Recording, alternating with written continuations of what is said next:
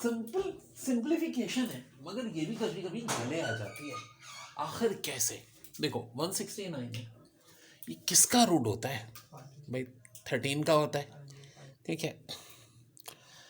12 है, 12 भी नहीं बल्कि बता देता हूँ,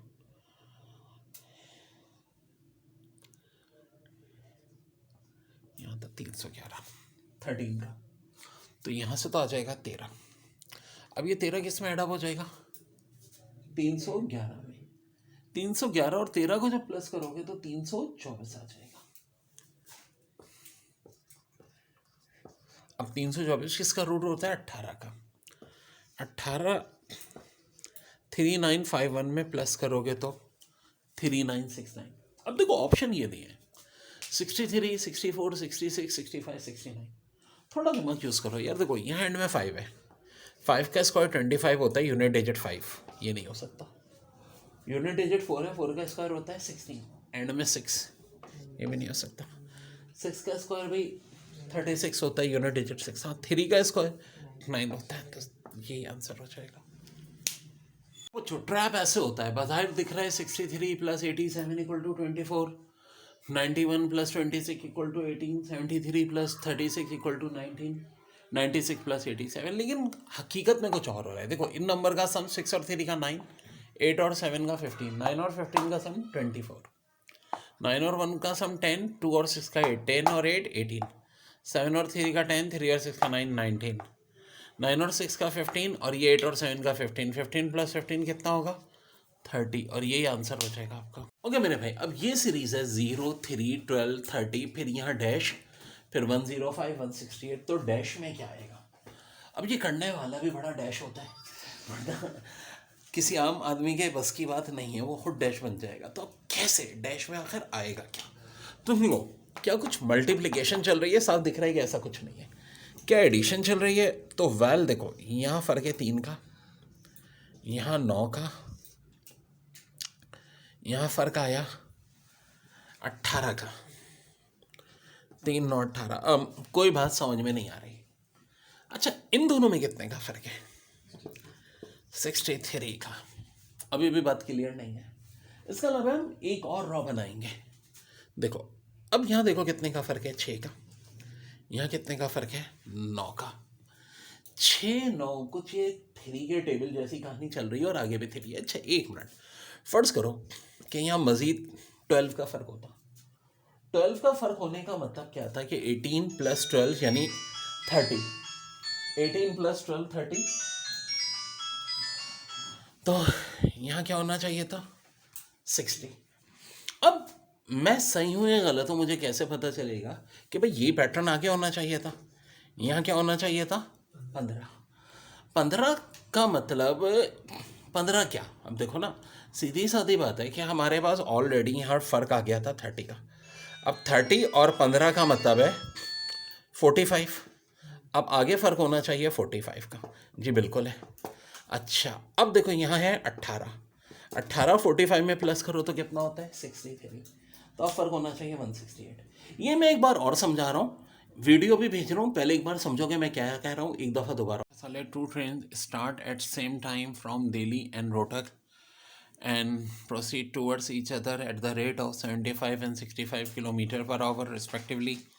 When they meet, it is found that one train has traveled 10 km more than the other. Find the distance between Delhi and Rohtak.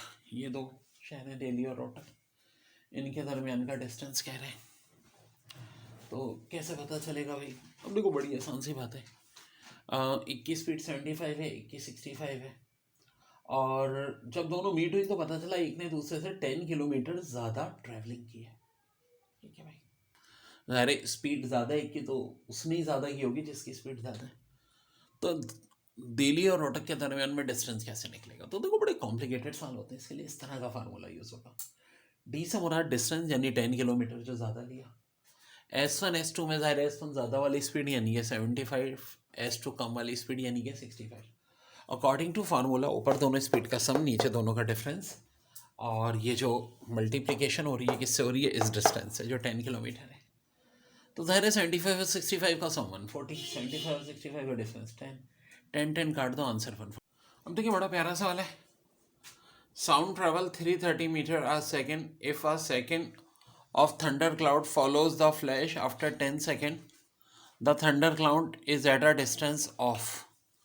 तो देखो डिस्टेंस बराबर किसके होता है, वेलोसिटी मल्टीप्लाई बाय टाइम के। वेलोसिटी दे रहे हैं 330 मीटर पर सेकेंड और टाइम 10 सेकेंड है, तो बड़ा आसान है, 3030 मीटर में डिस्टेंस।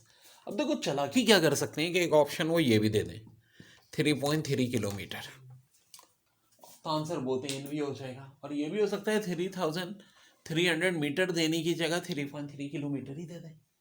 मुश्किल नहीं है, सिर्फ टेक्निकलिटीज हैं। जरा मिसिंग नंबर तो बताना। देखो ये क्या 5, 8, 12, 17, 23, इसके बाद डैश है, फिर 38 है। 4, 9, 20, 43, 90, फिर डैश है। 1, 4, 8, 9, 27, 16, फिर डैश है। अब 2, 6, 3, 4, 25, 6, फिर डैश है, फिर 7 है। अब इस डैश में आएगा क्या भाई? अगर आप कर लेंगे तो बहुत अच्छी बात है, नहीं किया तो एक डैश फन होगा। तो अब करेंगे कैसे? देखो बात सुनो, 5 और 8 में तो साफ दिख रहा है, यहाँ 3 प्लस, फिर 4, फिर 5, फिर 6। अब देखो इस हिसाब से यहाँ 7 और आगे 8 होना चाहिए, तो इसका मतलब 30 होना चाहिए। क्या 23 और 30 में 7 का फर्क होता है? जी हाँ बिल्कुल होता है। क्या 30 और 38 में 8 का फर्क होता है? बिल्कुल होता है। तो जी हाँ आंसर हो जाएगा 30। यहाँ देखो बड़ा मजेदार है। अब आप सोचोगे सर ये क्या हो रहा है, समझ में नहीं आ रहा होगा कुछ लोगों को।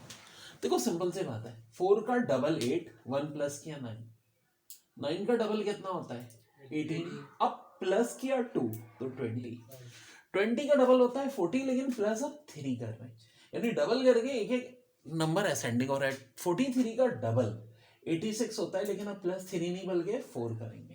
अब 90 का डबल तो 180 होता है, लेकिन अब 5 प्लस कर देंगे 185।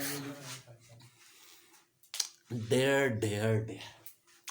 अब देखो यार यहाँ 1 1 से तो पता नहीं चल रहा, लेकिन इससे पता चल रहा है कि 2 का स्क्वायर है, फिर 2 का क्यूब है, फिर 3 का स्क्वायर है, फिर 3 का क्यूब है, 4 का स्क्वायर तो ऑफकोर्स 4 का क्यूब 64। अब बोलोगे सर ये कैसे आया? ऑफकोर्स ये 1 का स्क्वायर था, 1 का क्यूब था। अब ये अलहदा बात है, 1 का स्क्वायर 1 ही होता है, 1 का क्यूब भी 1 ही होता है। अब आ जाओ इस सवाल में तो बहुत बैंड बचता है, लोग परेशान सर 2, फिर 6, फिर 3, फिर 4, फिर 20, फिर 5। यार यही तो धोखा है। देखो बात सुनो, 2 को 3 से मल्टीप्लाई करो तो कितना होता है 6, 4 को मल्टीप्लाई 5 से करो तो कितना होता है 20, यानी एक छोड़ के ये और ये मल्टीप्लाई और रिजल्ट ये और ये मल्टीप्लाई रिजल्ट ये, तो 6 को 7 से मल्टीप्लाई करो तो कितना होता है 42। तो यही आंसर हो गया मेरे